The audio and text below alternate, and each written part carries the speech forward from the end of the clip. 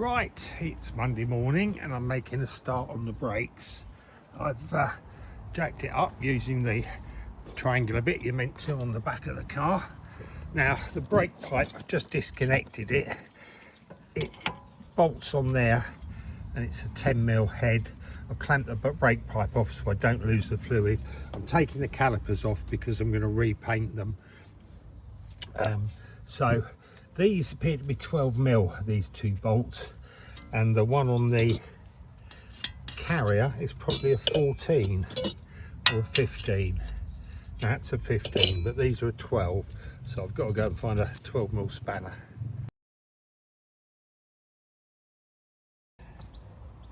Well, that's one side done. New disc, new pads. I stripped the caliper. It worked absolutely fine. Cleaned it, painted it. Brake lines back on, handbrake cables back on, and the rear drop link was absolutely, yeah, had it.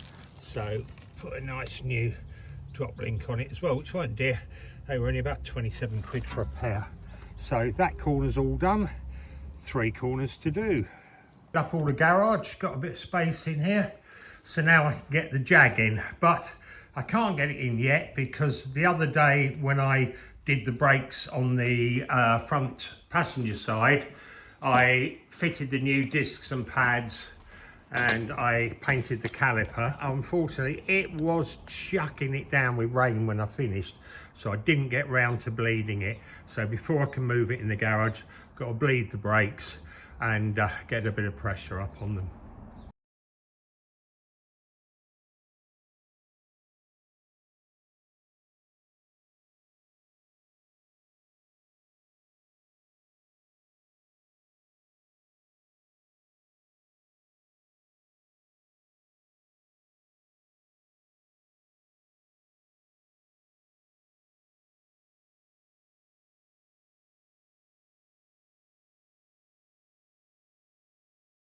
Led the brakes through enough.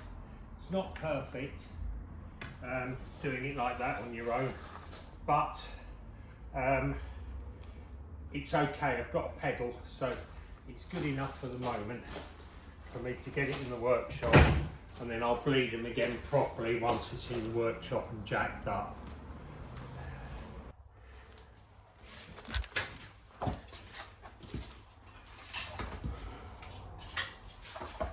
Right, got it in the workshop and jacked up. Going to rip the wheel off and have a go at this drop link on the front anti-roll bar.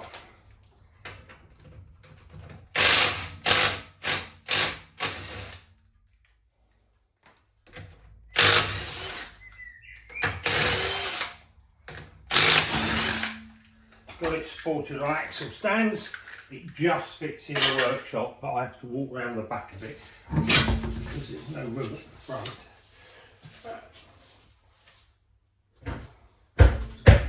So I've just got it in so that I can close the doors tonight if I need to.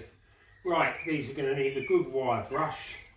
They're very, very corroded, so we'll have a little bit of WD-40 and a good wire brush on them before I start.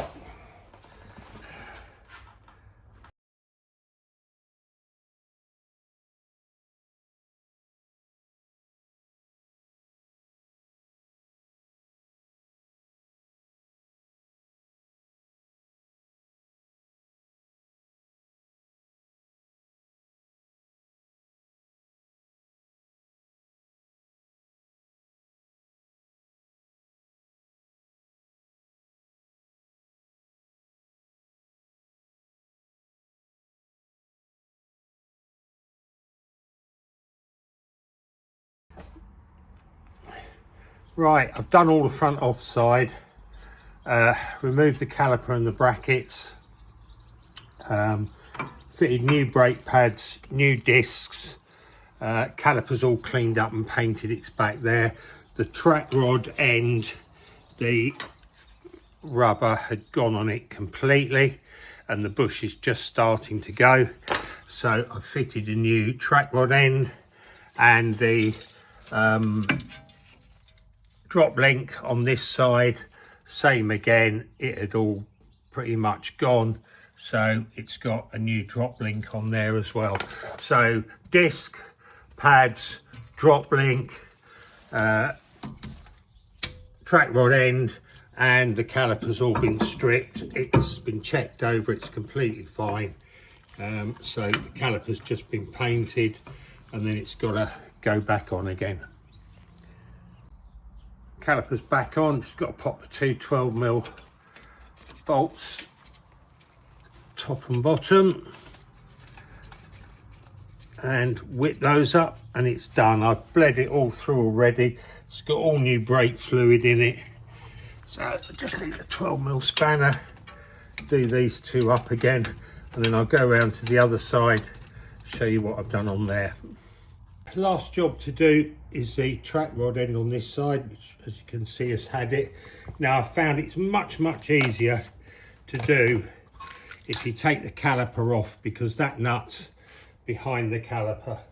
So if you get a 12mm, whip the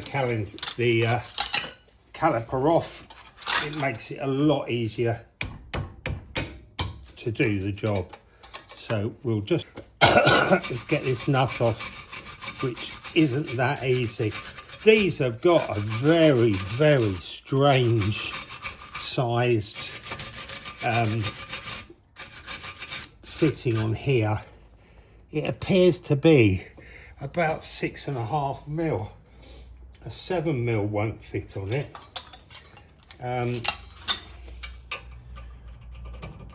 It does to somebody. Actually, this is different to the other side. The other side I couldn't get a 7mm on it. This side, yes, an 8mm. Right. On the other side, I found a 7mm was too small, and an 8mm was too big. And this is an 18mm, which I haven't got, so I'm using a 3/4, which is the closest I've got.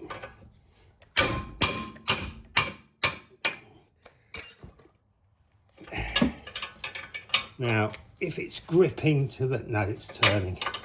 So you need to get your 8mm on there and hold it,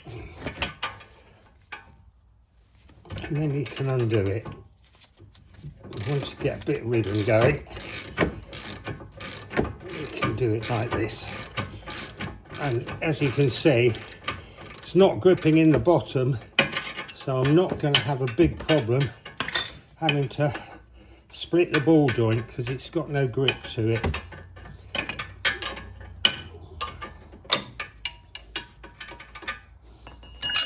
And that is out.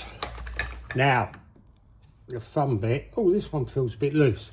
I've given this a good wire brush and a good soak overnight. The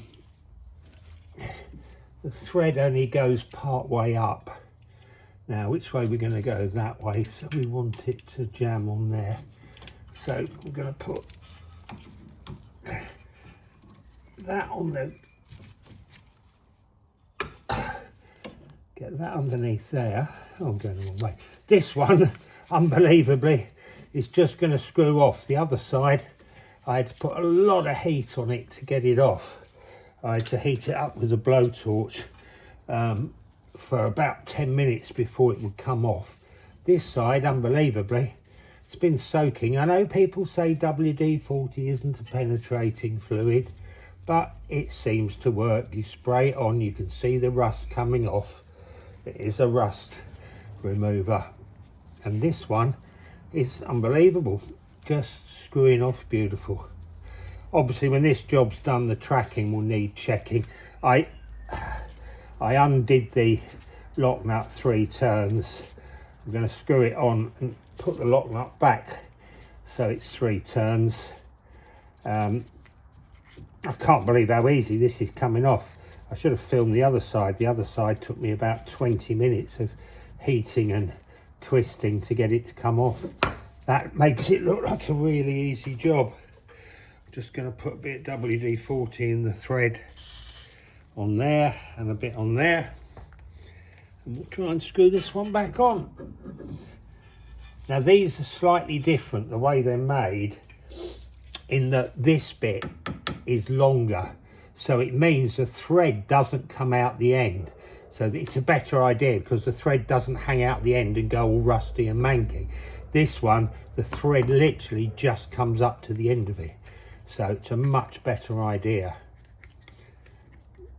And they do have written on them left and right, so you know which side they go on, although obviously you want the same shape as you've taken off. These are a slightly different shape, but they end up in exactly the same place. So, these are the more expensive ones. There's a cheap one and a more expensive one, but the more expensive one has a 3-year warranty on it. So they're only about £8 more expensive a side. So I've bought the better quality ones. This is so easy. After all the trouble I had with the other side, this one's brilliant. Right, I want it to go there, which gives me about the same number of turns to do the lock nut up. Take that off, take the cover off. Just straighten that up so it will go in there. And we'll just give it a little tap. That's in. Pop my nut on.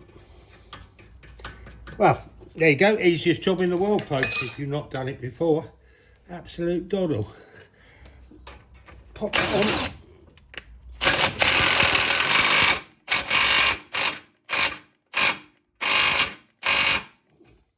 And then we'll just check it's tight.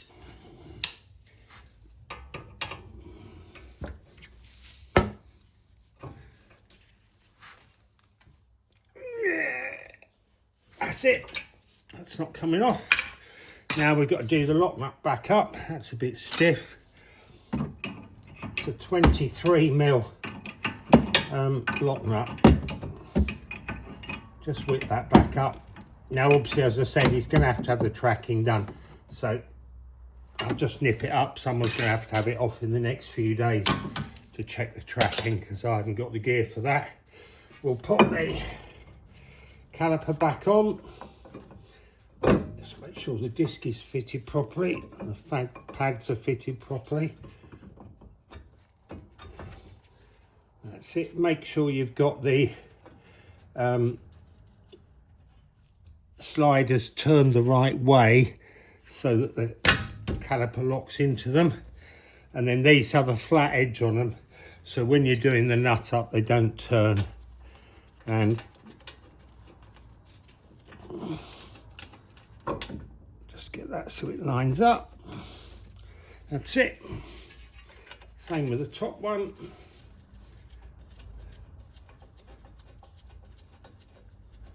That's in. So just do those up and that's the job done. That was one of the simplest track rod ends I've ever done. While I've still got it up in the air, I'm going to give it a little clean under the bonnet. I've done round the bottom. One of the best ways I've found of cleaning off when you've got general dirt, whatever, is just to spray a bit of WD-40 on a rag and just give it a wipe round, and it gets all the dirt off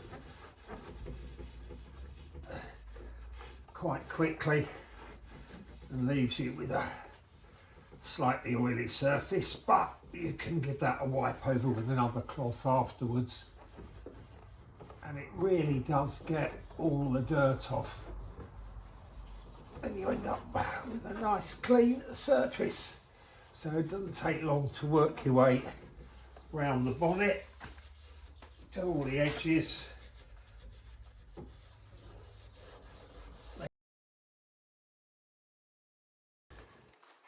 Right, I've cleaned all under the bonnet. The next thing I'm going to do is get rid of all these scratches. Now, although this has all been washed, this paint is very gritty, and if you polish it when it's gritty, you're going to be polishing the grit into the paint.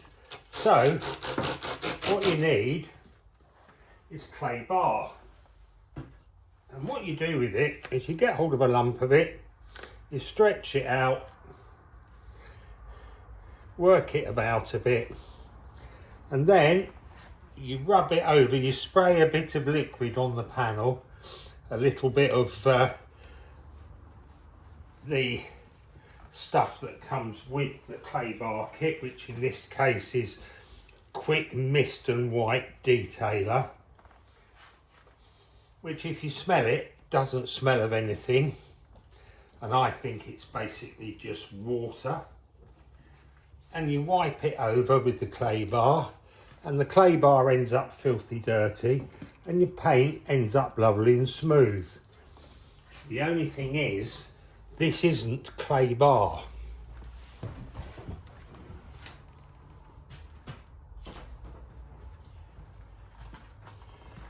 This is clay bar, which is an old bit, which the same, you just stretch it out, work it, and then use it. And this is blue tack, which is basically what clay bar is. So instead of spending a fortune on clay bar, go to your local shop and buy some blue tack. I'm not saying it's exactly the same, but it works just as well as clay bar, and it costs about 1/10 of the price. As far as the liquid goes, all I've got in here is water and a tiny little bit of washing up liquid, just to give it a little bit of just to break the water up a bit. This works perfectly. Water, a little bit of washing up liquid, and blue tack. Save yourself a fortune, folks. Don't go buying clay bar, buy blue tack, get yourself a spray bottle, fill it up with water. You literally want 2 drops of washing up liquid in it. You don't want a load of it. But look, there's the dirt. Can you see it? There's the clean bit, there's the dirty bit. Blue tack is basically, as far as I'm concerned, what clay bar is. So, little tip for you. So we're going to go across this bonnet with the clay bar, and then once I've done that, I will go over it with the mop. I've left it up on top of the axle stands because I think it might be a bit better for my back than bending over it, because now I'm getting old, my back doesn't like me bending over things. And once you've got a really dirty bit, I'll put the clay bar down. Once you get a really dirty bit, just work it, mix it all up, rework it all, and start again with a clean bit. We'll just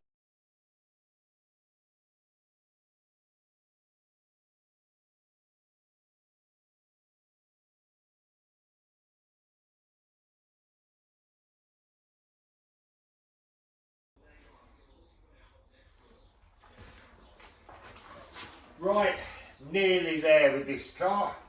I've just now done the bonnet all down that side, the boot lid all the way around.